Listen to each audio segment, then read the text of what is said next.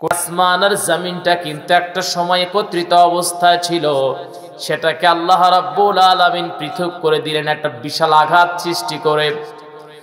আল্লাহ পাক বলছেন, আওয়ালাম ইয়ারাল্লাযীনা কাফারু আন্নাস সামাওয়াতি ওয়াল আরদা কানাতা রাতকান ফাফাতাকনাহুমা।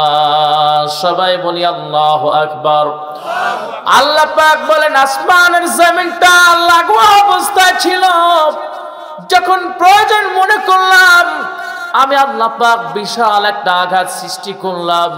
সেই আঘাতটা কি? আল্লাহ পাক বলছেন, বাদিউস সামাওয়াতি ওয়াল আরদ ওয়া ইযা ক্বাদা আমরান ফাইন্নামা ইয়াকুলু লাহু কুন ফায়াকুন।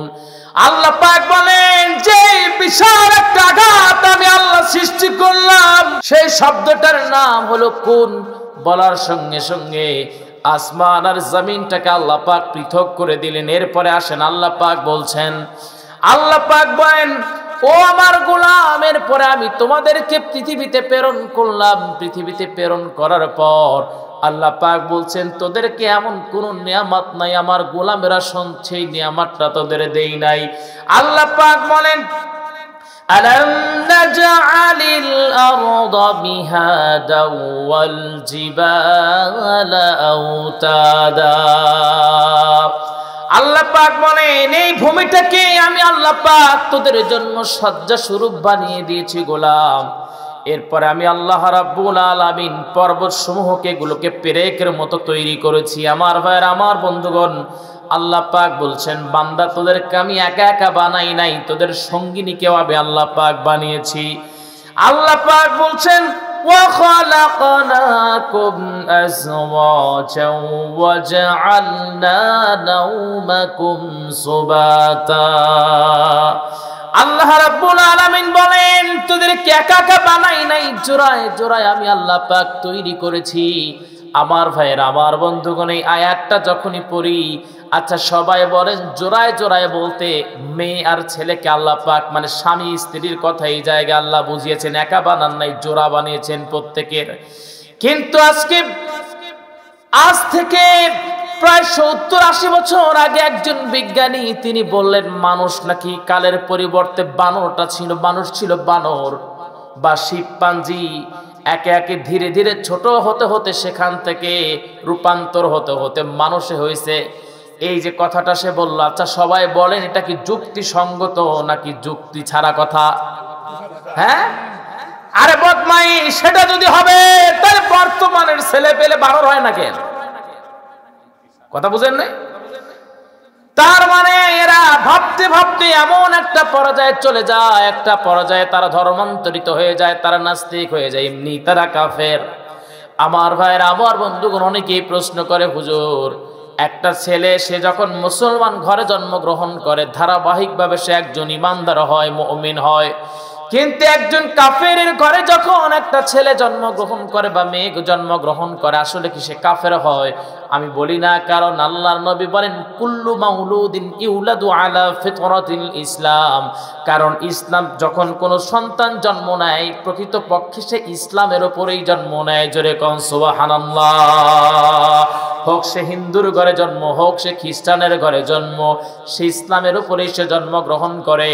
প্রয়োজনের পরিপ্রেক্ষিতে বাবার হাত ধরে মন্দিরে চলে যায়, আবার বাবার হাত ধরে গির্জায় চলে যায়, আবার মুসলমান সন্তানগুলো বাবার হাত ধরে মসজিদে চলে যায়। আমার ভাইরা, আমার বন্ধুগণ, আজকে আমাদের দেশে মুসলমান ঘরে জন্মগ্রহণ করে ঠিক, কিন্তু একটা পর্যায়ে তারা গিয়ে বলে দেয়ার ইজ নো গড, আল্লাহ বলে কিছুই নাই। আমি তাদেরকে বলতে চাই, যারা বলে আল্লাহ বলতে কেউ নাই, আমি তাদেরকে বলতে চাই, এই বিশ্ব ব্রহ্মাণ্ড কেউ বানায় নাই, একজন বানিয়েছেন, তিনি কে? আমার ভাইরা, আমার বন্ধুগণ, নাস্তিকদের চিন্তা ভাবনা গুলো খুব ঠুনকো।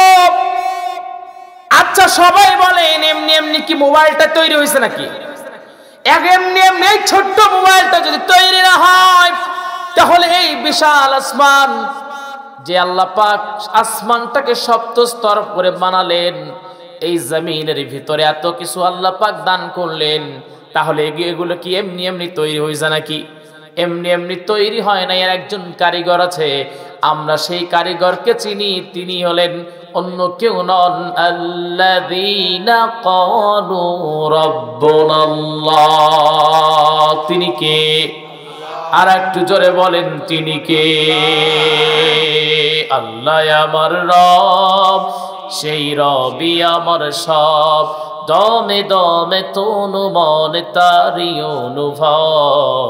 আল্লাহ আমার রব, এই রবি আমার সব। ঠিক কিনা আমার ভাইরা, আমার বন্ধুগণ? আল্লাহ পাক এবার বলেন, জোড়ায় জোড়ায় তোদেরকে বানালাম, এরপরে তোদের জন্য আরামের ব্যবস্থা গোলাম দুনিয়ার কেউ করে নাই। আমি আল্লাহ পাক তোদেরকে নিদ্রার ব্যবস্থা করেছি, সারাটা দিন কাজ করবি, রাতের বেলায় নিদ্রার ব্যবস্থা আমি আল্লাহ পাক করেছি। আমার ভাইয়ের, আমার বন্ধুগণ, আপনারা জানেন কিনা জানি না, এই যে শীতের বেলায়, শীতের সময় যে রাতটা অনেক গভীর হয়, রাত অনেক বড় হয়, কারণটা কি? কারণ হলো শীতের ভিতরে মানুষ লং টাইম আরাম করবে, বিশ্রাম করবে। এই শীতের মধ্যে লেপের ভিতরে সবচেয়ে মজার জায়গা, ঠিক কিনা?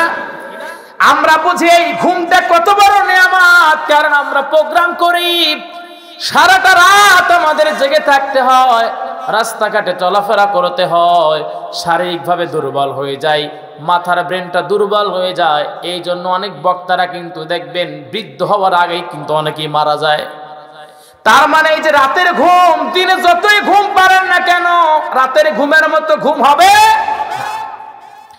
আমার ভাইয়েরা, আমার বন্ধুগণ, আল্লাহ রাব্বুল আলামিন কোরআনুল কারীমের মধ্যে বলছেন, ওয়াজআলনাল লাইলা লিবাসা ওয়াজআলনান নাহারা মাআশা। আমি রাত্রিকে আবরণ হিসাবে তৈরি করেছি, আবার দিবসকে, ওই যে কথাটা বলতেছিলাম সেই কথাই আল্লাহ পাক বলেছেন, দিবসকে তোমাদের আহরণের জন্য বানিয়েছি, জীবিকা আহরণের জন্য আমি আল্লাহ পাক বানিয়েছি। এরপরে আল্লাহ পাক বলছেন, ওয়া বানাইনা ফাওকাকুম সাবআন শিদাদা। আমি আল্লাহ পাক ওই আসমানটা ঊর্ধ্বে প্রতিষ্ঠিত করেছি। ওই আসমানের কাজটা কি? আল্লাহ পাক বলছেন, আল্লাযী জাআলা লাকুমুল আরদা ফিরাশাও ওয়াস সামাআ বিনাআ ওয়া আনজালা মিনাস সামাই মাআন ফাআখরাজা বিহি মিনাস সামারাতি রিজকান লাকুম ফালা তাজআলু লিল্লাহি আনদাদা ওয়া আনতুম তা'লামুন।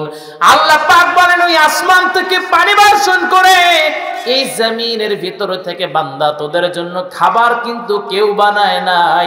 এই জমিন থেকে খাবার যিনি বানান তিনি কে? খাবার যিনি উৎপন্ন করেন তিনি কে? শস্য যিনি উৎপন্ন করেন তিনি কে?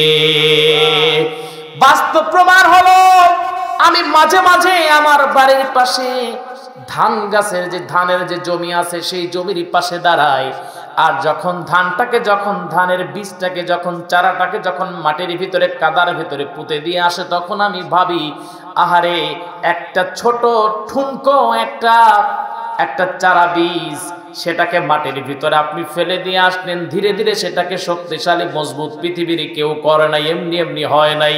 সেখান থেকে মজবুত হয়ে যায়, একটা পর ছড়া ধানের ছড়াগুলো বের হয়ে যায়। বান্দার জন্য এই যে এর চেয়ে বড় নিয়ামত আর কিছু হতে পারে? আমার ভাইরা, আমার বন্ধুগণ, আল্লাহ পাক এই জন্য বলেন, গোলাম আসো, তোমাদের দুনিয়ার ভিতরে আমি বন্ধু হিসাবে বন্ধু সিলেক্ট করে দিতে চাই।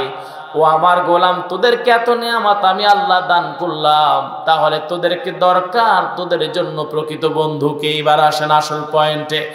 আল্লাহ পাক বলেন, ইন্নামা ওয়ালিয়ুকুমুল্লাহু ওয়া রাসূলুহু ওয়াল্লাযীনা আমানুল্লাযীনা ইউকিমুনাস সালাহ। সবাই বলি আল্লাহু আকবার। আল্লাহ পাক বলেন, তোমাদের এক নাম্বার বন্ধু আমি আল্লাহ। কারণ আমি আল্লাহ তোমাদের সব নিয়ামত দান করেছি আমার গোলাম। তাহলে আমি তোমাদের এক নাম্বার বন্ধু, আমি ছাড়া তোমাদের বন্ধু পৃথিবীতে আর কেউ হতে পারে? আমার ভাইরা, আমার বন্ধুগণ, সেই আল্লাহ পাক আমাদের কি পরিমাণে বন্ধু, কতটুকু গুরুত্বপূর্ণ বন্ধু আপনারা সবাই বুঝতে পারবেন। এখানে যারা মুরব্বী আছেন বা যুবকেরা আছেন, যুবকেরা অনেকেই বুঝবেন না, কিন্তু যারা মুরব্বী আছেন, বয়স হয়ে গেছে, তারাই বুঝতে পারবেন। যখন বিপদে পড়ে যায় তখন কিন্তু আপনার প্রাণের স্ত্রীও আপনার পাশে থাকতে চায়, শ্বশুর শাশুড়ি থাকতে চায় না, কেউ থাকতে চায় না। স্বার্থ ছাড়া একমাত্র শুধু মা আর বাবা থাকে। কিন্তু যখন মহা মুসিবতে পড়ে যাবেন তখন মা বাবাও কিন্তু আপনাকে ছেড়ে চলে যাবে। আমার ভাইয়ের, আমার বন্ধুগণ, এই দুনিয়াতে বলেন আর আখিরাতে বলেন, একমাত্র আমাদের বন্ধু আল্লাহ। কারণ আল্লাহ ছাড়া আমাদের কোনো বন্ধু, সবাই বলে আল্লাহ ছাড়া আমাদের কোনো বন্ধু নাই। এইবার আল্লাহ পাক বলছেন, আমি আল্লাহকে ছাড়া অন্য কাউকে বন্ধু বানাবা না। আল্লাহ পাক বলছেন, ইয়া আইয়ুহাল্লাযীনা আমানু লা তাত্তাখিযুল ইয়াহুদা ওয়ান নাসারা আউলিয়া। ও আমার গোলামেরা, ইয়া আইয়ুহাল্লাযীনা আমানু, হে মুমিনগণ, তোরা ইহুদি খ্রিস্টানদেরকে বন্ধুরূপে গ্রহণ করিস না। তার কারণটা হলো, কারণ ইহুদি এবং খ্রিস্টানরা যদিও মৌখিকভাবে বলে আমরা তোদের বন্ধু, কিন্তু উপরে উপরে বন্ধু যদিও বলে, কিন্তু নিজ দিয়ে তোদেরকে বাস দিতে চায়, ঠিক কিনা? তার মানে হলো, যখন পানির প্রয়োজন পানি দিবে না, যখন বর্ষা হয়ে বাংলাদেশ ডুবে যাবে তখন পানি দিয়ে আর ডুবাই দিবে। কি বন্ধু আমাদের? বুঝেন নাই কথাটা? পুরুষ মানুষের জন্য আর কি লাগবে বলেন? আমার ভাইরা, আমার বন্ধুগণ, সেই আল্লাহকে আমাদের বন্ধু বানাতে হবে যিনি আমাদের সব নিয়ামত দান করেছেন। নবীজি বলেন, এই দুনিয়াতে যদি আল্লাহ ছাড়া কাউকে যদি আমাকে বন্ধু বানানোর যদি আদেশ আল্লাহ পাক দিতেন, আমি আমার আবু বকরকে ছাড়া অন্য কাউকে বন্ধু বানাতাম না। আমার ভাইরা, আমার বন্ধুগণ, তার মানে রাসূল সাল্লাল্লাহু আলাইহি ওয়াসাল্লাম তিনি আল্লাহকে বন্ধু হিসেবে গ্রহণ করেছিলেন। নবীজি আমার আল্লাহকে বন্ধু হিসেবে যখন গ্রহণ করেছিলেন, আর আমরা যদি আল্লাহ হিসাবে বন্ধু, আল্লাহকে যদি বন্ধু হিসাবে গ্রহণ করে নেই, তাহলে আল্লাহর জন্য আমরা সব কিছু ছেড়ে দিতে পারবো, ঠিক কিনা? মান আহাব্বা লিল্লাহ ওয়া আবগাদা লিল্লাহ ওয়া আ'তা লিল্লাহ ওয়া মানা'a লিল্লাহ ফাকাদ ইসতাকমালাল ঈমান। আমাদের ভালোবাসা সবই যেন হয় মহান রবের জন্য, রাক্ষব ঘৃণাগুলো তাও যেন হয় শুধু প্রভু তোমার জন্য। ভালোবাসি বাসি ভালো, ভালোবাসি প্রভু তোমাকে।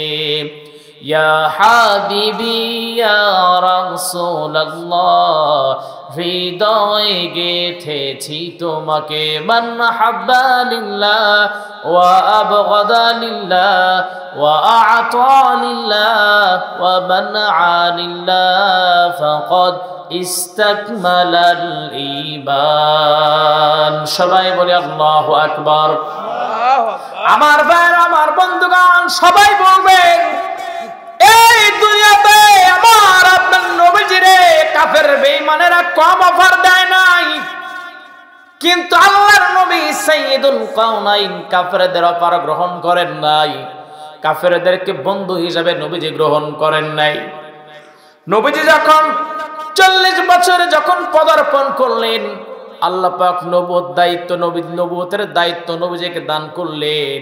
আমার আপনার নবীর নবুয়তের দায়িত্ব যখন পেয়ে গেলেন, আমার ভাইরা, দায়িত্বটা কম নাকি বেশি? সবাই বলে কতটুকু বেশি? আল্লাহর নবী সাইয়্যিদুল কাউনাইন, তার উম্মতদের দায়িত্ব নবীজির উপর নিহিত, পুরো ওয়ার্ল্ডের দায়িত্ব আল্লাহর নবীর উপর আল্লাহ পাক ন্যস্ত করলেন, নবুয়তি দায়িত্ব দিয়ে দিলেন। আমার আপনার নবী যখন নবুয়তি দায়িত্ব পেয়ে গেলেন, রাসূল যখন তার কওমের মানুষদেরকে যখন আল্লাহর কিতাবের দাওয়াত দিতে লাগলেন, কালেমার দাওয়াত দিতে লাগলেন, তখন ওই মুহূর্তে আবু জেহেল, উতবা, সায়বা তারা ভোটবিহীন ক্ষমতায় বসেছিল, ক্ষমতার চেয়ারে বসেছিল। ওই সময় ওই মুহূর্তে কিন্তু ভোটবিহীন ছিল, ক্ষমতা দিয়ে তারা বসেছিল, জনগণের মতের বিরুদ্ধে তারা ছিল। আল্লাহর নবীজি যখন কালেমার যখন দাওয়াত দিলেন, তখন আবু জেহেল, উতবা, সায়বা তারা যেই কাজটা করলো, নবীজির বিরোধিতা করলো। তারা বলল, মুহাম্মদ তুমি যেই কাজটা করছো এটা সঠিক কাজ করছো না। তার মানে তুমি যাই করো না কেন আমার বাড়ি খেয়ে আসো, টাকা লাগে নাও, নারী লাগে নাও, যা লাগে সব নিয়ে নাও, কিন্তু ক্ষমতার চেয়ারে গুতা মারবা না। আল্লাহ নবীর বিপক্ষে তারা বলেছিল, ওয়াকালাল্লাযীনা কাফারু লা তাসমাউ লিহাযাল কুরআন। মুহাম্মদ যে নবুয়ত প্রাপ্ত হয়ে যে কোরআন দিয়ে দাওয়াত দেয়, ওই কোরআনটাকে বন্ধ করে দাও। আমার ভাইরা, আমার বন্ধুগণ, সবাই জবান খুলে বলবেন তারা কি নবীজির কোরআনকে বন্ধ করতে পেরেছে? তারা কি পেরেছে নাকি? তারা ওই সময় পারে নাই, আজও পারবে না, কিয়ামত পর্যন্ত কোরআনটাকে বন্ধ করবে না। কারণ কোরআনটাকে যিনি হেফাজত করবেন তিনি কে? ইন্না নাহনু নাযালনা যিকরা ওয়া ইন্না লাহু লাহাফিজুন। যদি আগুন লেগে ধ্বংস হয়ে যায়, ধ্বংস হয়ে যায়, যদি আগুন লেগে ধ্বংস হয় পৃথিবীর সব বইয়ের দোকান, তবে বিশ্ব থেকে হারাবে না পবিত্র কোরআন। ঠিক কিনা? কি করে করবে কোরআন ধ্বংস? আগুনের তেজ আছে বিশ্ব ভরা লক্ষ লক্ষ কোরআনের হাফেজ, তারা ছাপিয়ে আসমানি গ্রন্থ বাঁচাবে কোরআনের মান, বিশ্ব থেকে হারাবে না পবিত্র কোরআন। আল্লাহু আকবার। আমার ভাইরা, আমার বন্ধুগণ, তারা যখন পারল না, তখন নবীর চাচা আবি তালিবের কাছে সে ডেকে বলল, আবি তালিব রে, শোনো, তোমার ভাতিজাকে এখনো সময় আছে, থামাও। সে যদি চায় আমাদের পাশে একটা সুন্দর চেয়ার চায়, আমরা চেয়ার দিয়ে দিব। বলা হলো, মুহাম্মদ যদি তারা চায়, মুহাম্মদ যদি চায়, তাহলে সুন্দর নারী দিব, টাকা দিয়ে বাড়ি করে দেব, কিন্তু এই কালেমার দাওয়াত বন্ধ করতে হবে। কিন্তু আল্লাহর নবীজিকে যখন আবু তালিব যখন অফার করলেন, নবীজি বললেন, আল্লাহ পাক যেই দায়িত্ব আমাকে দিয়েছেন, এক হাতে যদি তারা চন্দ্র, অন্য হাতে যদি সূর্য নিয়ে আসে, আমি মুহাম্মদ বলছি, ঘোষণা দিচ্ছি, ওই আল্লাহর দায়িত্ব ছাড়া অন্য কোনো দায়িত্ব আমি মুহাম্মদ গ্রহণ করব না। জোরে কোন সুবহানাল্লাহ। এর পরিপ্রেক্ষিতে কি হয়েছে? নবীজির প্রিয় প্রিয় সাহাবীদেরকে কষ্ট দেওয়া হয়েছে, এমন কোন সাহাবী নাই তাকে কষ্ট দেওয়া হয় নাই। বিশেষ করে আমার আপনার নবীজিকে অত্যাচার করা হয়েছে। আমার ভাইরা, আল্লাহর নবী সাইয়্যিদুল কাওনাইন যখন নামাজে দাঁড়িয়ে যেতেন, কাফেররা পিছনে চলে আসতো। নবীজি যখন সিজদায় চলে যেতেন, পচা উটের নারী ভুঁড়িগুলো নিয়ে নবীজির দেহের উপরে তারা তুলে দিতেন। নবীজি দম বন্ধ হয়ে মরে যাওয়ার অবস্থা। ঠিক এমন সময় নবীজির স্ত্রী খাদিজা, নবীজির চাচা, নবীজির মেয়ে ফাতেমা, এরা মাঝে মাঝে যারা দেখতেন তারা সহযোগিতা করতেন। আমার ভাইরা, আমার বন্ধুগণ, এই পরিমাণ অত্যাচার নবীজিকে করার পর, এই পরিমাণে অত্যাচার যখন নবীজিকে করেছে, তবুও তারা কোরআন বন্ধ করতে পারে নাই, নবীজির দাওয়াতি মিশন থেকে বন্ধ সরাতে পারে নাই। আমরাও দীপ্ত কণ্ঠে বলে দিতে চাই, প্রত্যেকটা প্রোগ্রামে আমরা সেইটা বলি, আমাদেরকে যতই কোরআনের মাহফিলগুলোতে 144 ধারা জারি করা হোক না কেন, যতই আমাদের জেলের ভিতরে বন্দী করা হোক না কেন, কোরআনের সত্য কথা, হক কথা বন্ধ হবে না। মুসলমান ঠিক কিনা?